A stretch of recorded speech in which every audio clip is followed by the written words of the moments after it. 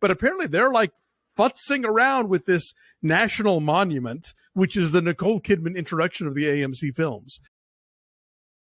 Happy De La Soul Day to Woo! you and to all who celebrate out there. It is a big day because all of the De La Soul albums are finally available for streaming, all 6 of them. Nice. Do you know the story behind this? I do not. I know that Trugoy just died, right? He did, yeah. Dave in the last couple of weeks just died. But it's been this long road for this, really important, influential hip hop group to get their music streaming because they sampled so much and so freely, which is part of what makes the music so exciting, but also like to get it cleared to stream. It was a long, long road. It was expensive.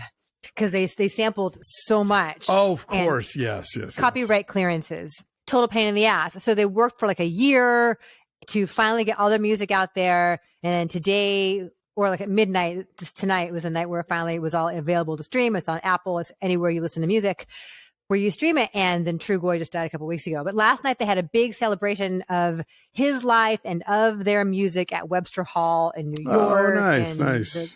Queen Latifah, they're on stage, a lot of different folks rapping on stage. So that's the origin of our opening song today on the podcast. So I have fond memories of senior year in high school, freshman year in college of 3 Feet High and Rising. So happy to see it out there. You thought the Chris Pine, Harry Styles Spitgate fiasco was over, right? Don't worry, darling. Came out. We got through Venice. We got through the press tour. The movie came out. People didn't like it. You thought it dissipated into the wind. But no, Chris Pine is Harry Styles' saliva. But that's the thing. He didn't actually spit. Okay. Says Chris Pine in a new interview in Esquire. Very famously, they're all sitting down for the premiere at Venice, and it looked like Harry Styles spit on Chris Pine as he was taking his seat. But actually, he was just saying to him the words, supposedly the quote was, "It's just words," which was kind of a inside joke between them because they were all jet lagged and traveling and trying to answer questions at various press junkets. And they felt like they were just rambling and like on autopilot. And so what they were all saying to each other to like keep themselves going was, "It's just words." And apparently that's what Harry Styles said to Chris Pine as he was sitting down for the premiere at the Venice Film Festival, but it looked like he spit. Well, sometimes you'll be in the middle of a sentence and suddenly like your saliva glands will just act up on their own. Also, I think Chris Pine is a classy enough actor. He would cover for Harry Styles even if it didn't happen. So let's just put this to rest, please. I mean, there's no way this is ever going to end, but this is the latest chapter in the whole "Don't Worry, Darling" saga. There is going to be a Stranger Things stage production in London. Yes. And it's a prequel. Okay. So different characters entirely, or no? It's Hopper and Joyce as kids in Hawkins in 1959. Wow! And Victor Creel. Like it's the earliest rumblings of all of the supernatural stuff, or the underlying tensions that would occur within this town that would then inform the mid 80s show that you've come to know. Oh, fascinating. Yeah. Did you hear about the Japanese stage production of Spirited Away?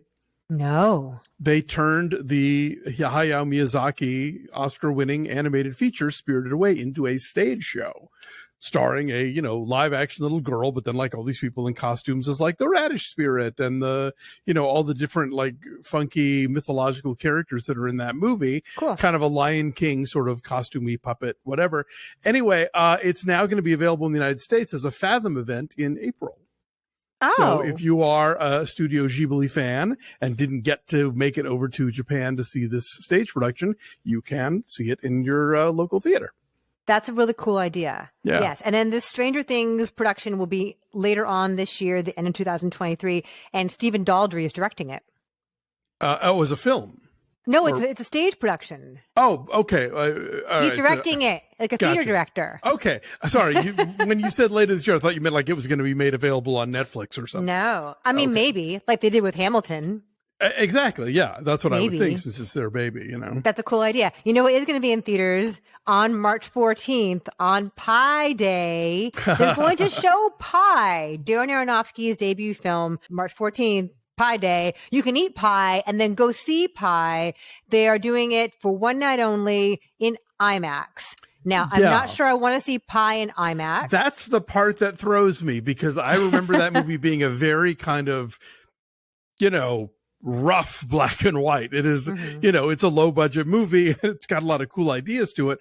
But I remember the visuals being like, not the sleekest, and I'm sure not shot on the most sophisticated of cameras. So what that blow up is going to look like, I have no idea, but I'm sure Aronofsky wouldn't have signed off on it if he hadn't looked at it and be like, no, that's what I want. So, and I recall a lot of extreme close-ups too of the guy's face. That rings a bell. I haven't seen it seen it since in a while. 99, but yeah, that does sound familiar.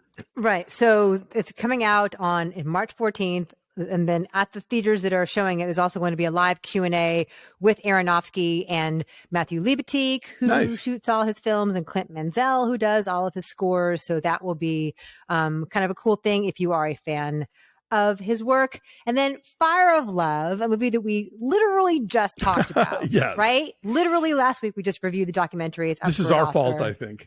I blame me, because I love this so much that Searchlight is now doing like a narrative feature film version of Fire of Love. Like, I'm a little concerned about this. I don't think we need this, because their story is fascinating enough as it is in the form in which we've just seen it. And then also a lot of our viewers over the last few days have pointed out there's a whole Werner Herzog documentary about this couple as well, which I was not aware of. Yeah, which I would like to track down. But like, do these ever work? These narrative adaptations of documentaries? Like, I'm thinking about The Walk. Right. That was kind of cool, though. Well, some of the effects were cool. Yeah. I mean, the thing about The Walk was like, Zemeckis saw the documentary about this guy. It's like, well, what's the one thing the movie doesn't have? Yes, a bird's eye view of the actual walk, which is the thing that made people not want to see that movie, because it was like so, like, vertigo triggering, Plus, the documentary is so persuasive that you feel as if you have watched Philippe Petit do it. And then only afterwards you realize, oh, it's just photos. Yes. Man on Wire is the name of that Wire. film. I don't know that there's anything that a narrative, I mean, what are we going to get to watch them die in close up in lava? Like, I don't know what you could make up that Fire of Love doesn't already have in it, but. Yeah. Anyway, so we'll follow that as it's going along. And then last night, Alonso, you saw Creed 3 at an AMC theater, and you had a startling discovery, didn't you? Yes. I don't know what's going on over at AMC, but they are trimming the Nicole Kidman intro. Sound that I can feel. Somehow, heartbreak feels good in a place like this. The version that I saw, it starts with her, outside with the camel hair coat that mysteriously disappears.